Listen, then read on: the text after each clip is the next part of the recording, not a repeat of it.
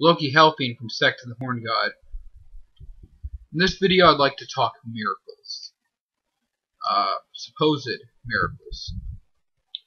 These elaborate showings of religious power, whether it be in Christian churches or Muslim mosques. That's where it most often happens. Mostly in the Christian religion.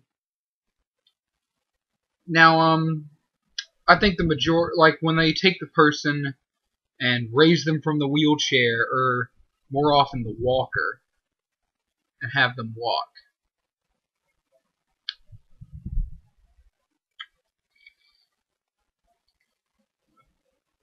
Oh, sorry.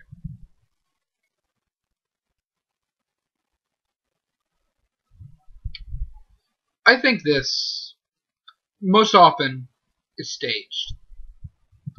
However, I do have another explanation for it. When under the power of suggestion,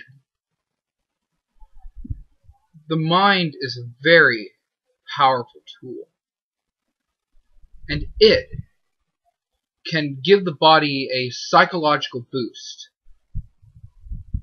that could speed up a healing process or make one overcome pain. This can be seen in cases where someone has near superhuman strength when faced with a crisis, such as a baby under a car.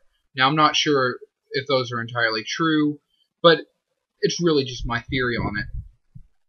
When someone had, in a situation where you have so much psychological energy going off, you could forego what would seem like a limit because your mind completely takes over.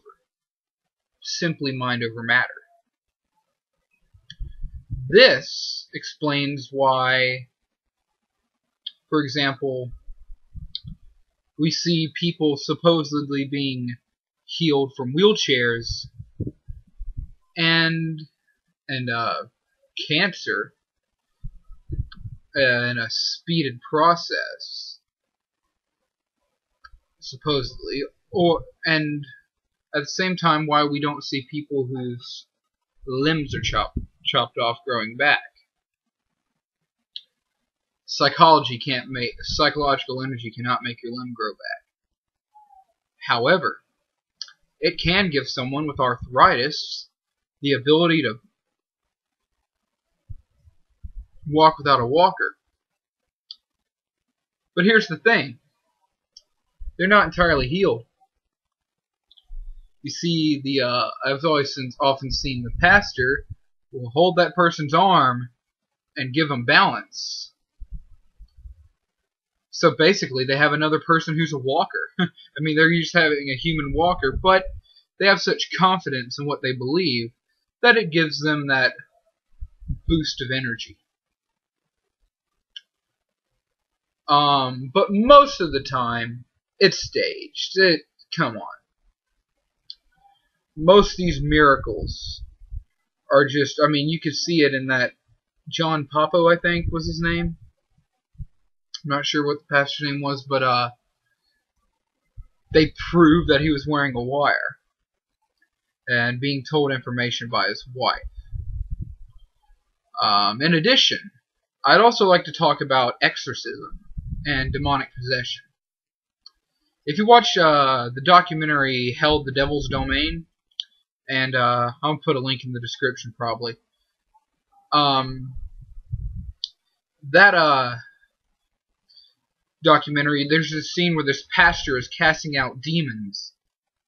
But if you look at it from a rational perspective, you can see that it is a form of psychodrama. Someone has some deeply troubling personal issues, and they're talking in these voices, like in a different voice, just like, this girl's like, "You can't have her. She's mine. She's mine."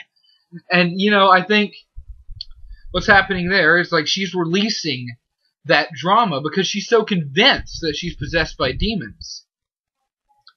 Now, this is in a way pretty messed up that they're convincing people that they're possessed, because if someone with schizophrenia, that can do a lot of psychological damage to the person and drive them insane. And more often than not, it does more harm than good. Let's see, there's one other thing I was going to talk about. One other supposed miracle. And fuck me if I can remember what it is.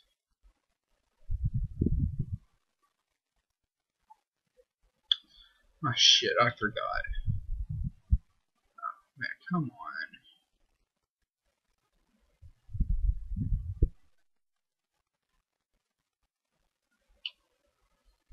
Come on. I forgot that last one I was going to talk about. I think I covered them all. I'm just really tired, really worn out. But, yeah, that's my take on it. And some people would disagree with me and say it's all staged, which the majority of it is. But like I said, I think there's something more going on here than people realize, that it is psychological, and there's so much of the mind we haven't fully explored yet. I think before we start exploring space, we should be exploring the brain in here. Put a lot of funding into that research, because there's just so much potential of the human mind.